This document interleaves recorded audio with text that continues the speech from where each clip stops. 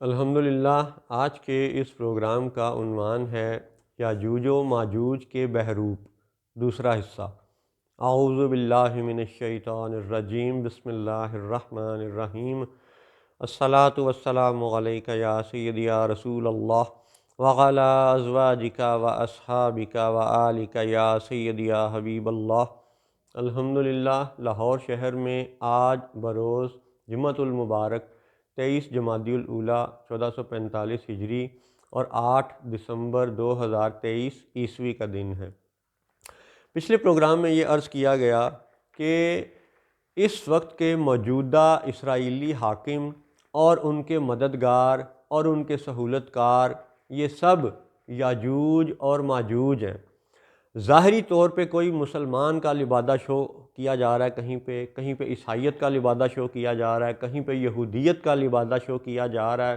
لیکن حقیقتاً یہ لوگ شیطان کی پہلی وہ مہلت لَأَحْتَنِكَنَّ ذُرِّيَّتَهُ کے مطابق اولاد آدم کو قتل کرنے کے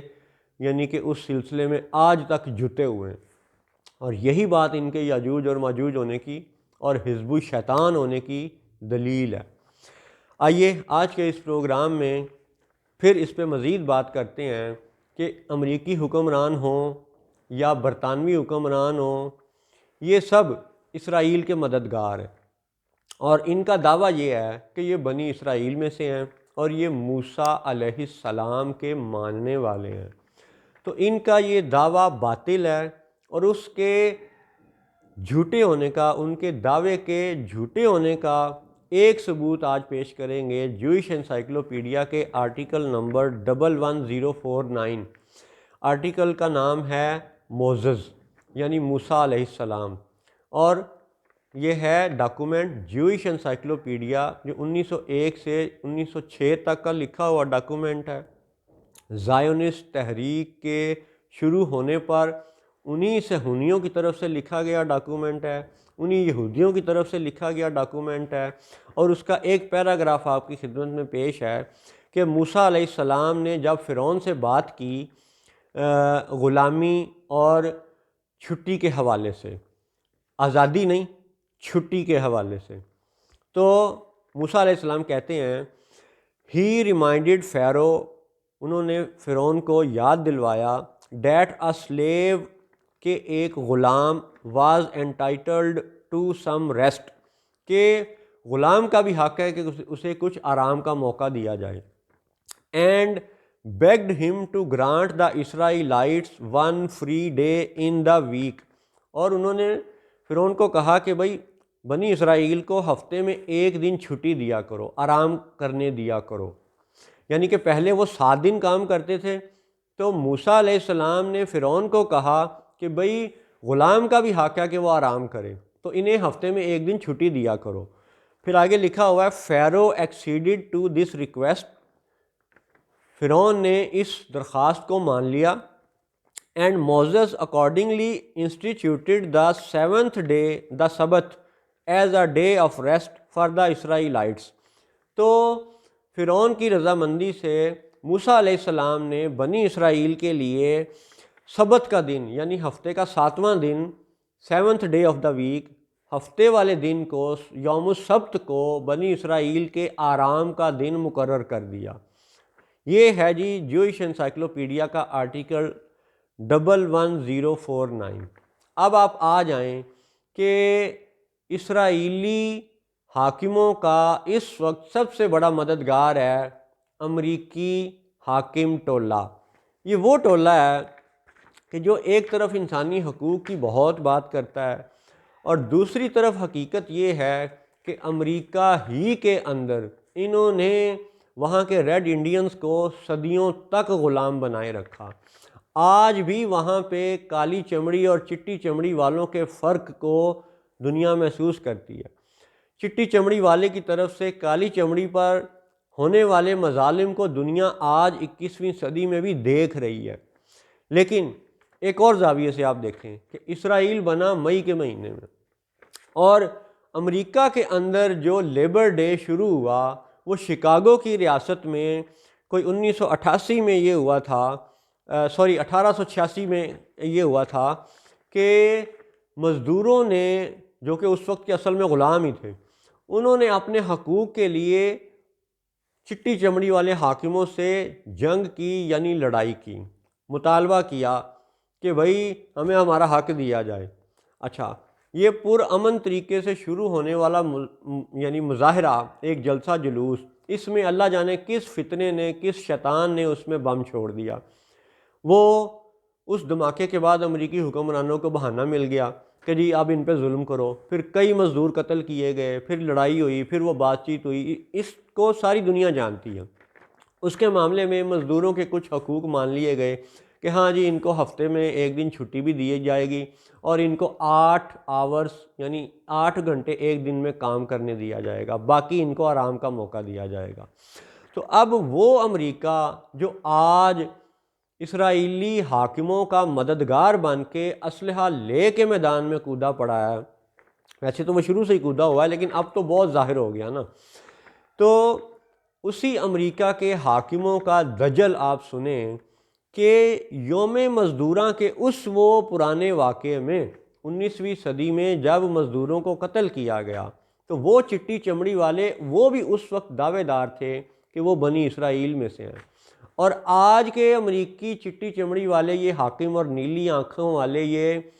یعنی ظالم ٹولہ یہ دعویٰ کرتے ہیں کہ جی یہ بنی اسرائیل میں سے ہیں۔ تو اب سوال یہ ہے کہ اگر یہ بنی اسرائیل میں سے ہیں تو کیا اتنے ہزاروں سالوں کا سبق، اتنی صدیوں کا سبق انہیں یاد نہیں تھا کہ فرعون ظالم تھا، 7 دن ہفتے میں کام لیتا تھا، اور موسیٰ علیہ السلام نے ان کو بات کر کے بنی اسرائیل کو ہفتے میں ایک دن یوم السبت کو چھٹی دلوائی تھی۔ جب یہ 3000 سال یا اس سے زیادہ یہ بات کتابوں میں چلتی آ رہی تھی اور بنی اسرائیل کو یہ معلوم تھی، تو پھر وہ امریکی حاکم جو آج اسرائیل کے مددگار بنے ہوئے ہیں، انہوں نے 1886 کے اس شکاگو کے واقعے میں وہاں مزدوروں کو کیوں قتل کیا؟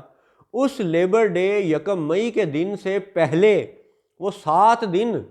لوگوں سے کام کیوں لیتا رہا؟ بندوق کے زور پر لوگوں کو غلام کیوں بنائے رکھا؟ گویا کہ یہ جو انٹرنیشنل لیبر ڈے ہے، یہ جو 1 مئی کی عالمی چھٹی ہے، یہ جو 1 مئی کو لیبر ڈے کے نام پہ، یوم مزدوراں کے نام پہ جو بین الاقوامی چھٹی ہوتی ہے، یہ چھٹی بذات خود اس بات کی دلیل ہے، اس بات کا ثبوت ہے کہ یہ امریکی حاکم یہ بنی اسرائیل نہیں ہے، کیونکہ اگر یہ بنی اسرائیل تھے تو انہوں نے اس وقت لیبر ڈے کے انعقاد سے پہلے 7 دن کام کیوں لیا لوگوں سے، اور پھر اپنا حق مانگنے پر مزدوروں کو قتل کیوں کیا؟ اس کا مطلب ہے یہ وہ لوگ ہیں جو بے گناہ لوگوں ہی کو قتل کرتے ہیں، بے گناہ لوگوں ہی کو غلام بناتے ہیں۔ آج یہ امریکہ ہی ہے جس نے IMF اور ورلڈ بینک کے نام پر دنیا کے سب ملکوں کو اس نے غلام بنا رکھا ہے، فاریکس پیرٹی کے دجل میں۔ $1 = 285 پاکستانی روپیز۔ او واہ بھائی، کیوں بھائی؟ دجل، ظلم، جھوٹ، فساد، یعنی یہ وہ غلامی کی شکل ہے کہ جو امریکہ نے آج IMF کے نام پر ساری دنیا کی یعنی حکومتوں پر اور عوام پر مسلط کر دیا یہ غلامی۔ تو دنیا کو غلام بنانے والے یہ لوگ یہ بنی اسرائیل نہیں ہو سکتے، اور یہ بنی اسرائیل نہیں ہیں، اور یہ یاجوج اور ماجوج ہیں۔ اب لیبر ڈے کے حوالے سے جتنی بات ہوئی، امید ہے وہ بچوں کو سمجھ آئے گی۔ ایک اور نقطہ یہ کہ شیطان نے آدم علیہ السلام کو جب سجدے سے انکار کیا تھا تو اس نے بدلہ ان سے لینے کی قسم کھائی تھی جن کا کوئی گناہ ہی نہیں تھا۔ یعنی اس ابلیس نے جب شیطان بننے پہ یہ کہا کہ میں اس اولاد آدم کو کچل دوں گا، پیس دوں گا، لَأَحْتَنِكَنَّ ذُرِّيَّتَهُ کی اس نے قسم کھائی تھی، تو اسی قسم کا آج آپ رنگ دیکھیں کہ اس حقیر کے بچے لاہور میں پیدا ہوئے، انہوں نے کوئی امریکہ سے قرضہ نہیں لیا، ورلڈ بینک سے قرضہ نہیں لیا۔ وہ جو اسلام آباد میں ان کے بٹھائے ہوئے سر سید کے ٹولے کے لوگ تھے جنہوں نے انہی کے نوکر ہوتے ہوئے انہی سے قرضہ لے لیا، بلا ضرورت لے لیا، تو قرض ادا کرنے کے پابند تو وہ اسلام آباد کے سیکٹری ہیں، وہ بیوروکریٹ ہیں، وہ فوجی حکمران ہیں جنہوں نے 1958 میں پہلی دفعہ پاکستان کو IMF کے شکنجے میں جکڑا تھا، تو قرضہ لیا انہوں نے، تو میرے بچے غلامی میں کیوں جکڑ دیے گئے؟ یعنی بے گناہ لوگوں کے بچوں کو غلام بنانا، ان کو شکنجے میں کسنا، لَأَحْتَنِكَنَّ ذُرِّيَّتَهُ کی یہ وہ جھلک ہے جس سے یہ ظاہر ہوتا ہے، جس سے یہ ثابت ہوتا ہے کہ جناب محمد الرسول اللہ صلی اللہ علیہ وآلہ وسلم سچے ہیں، جنہوں نے یاجوج اور ماجوج کی ایسی پکی نشانی قرآن پاک میں بتائی ہے کہ جو سورۃ الانبیاء کی آیات میں موجود ہے، اور اس سے یہ ظاہر ہوتا ہے کہ وَهُم مِّن كُلِّ حَدَبٍ يَنْسِلُونَ کہ یہ یاجوج اور ماجوج دنیا کی ہر بلندی پہ چھا جائیں گے، خواہ وہ مکہ ہو، خواہ وہ ویٹیکن ہو، خواہ وہ اسلام آباد ہو۔ تو اس وقت یہ یاجوج اور ماجوج ہر طرف چھائے ہوئے ہیں۔ اور ہاں، بات شروع ہوئی تھی اسرائیلی حاکموں کے مددگاروں سے، تو امریکہ ہی ہے جو میدان حرب میں سامان حرب لے کے اترا ہوا ہے، اور مکہ والے ابھی تک یہ فیصلہ نہیں کر پا رہے۔ اسلام آباد کی بین الاقوامی اسلامی یونیورسٹی کے پروفیسر اور مفتی حضرات ابھی تک یہ فیصلہ نہیں کر پا رہے کہ کیا امریکہ ابھی تک حربی کافر ہے یا نہیں ہے۔ تو وہ مفتی فیصلہ کریں یا نہ کریں، انشاءاللہ اس حقیر جیسے لوگ قرآن پاک کے حقائق اپنے بچوں کے سامنے پیش کرتے رہیں گے، اللہ کی توفیق اور مدد سے۔ السلام علیکم ورحمۃ اللہ وبرکاتہ۔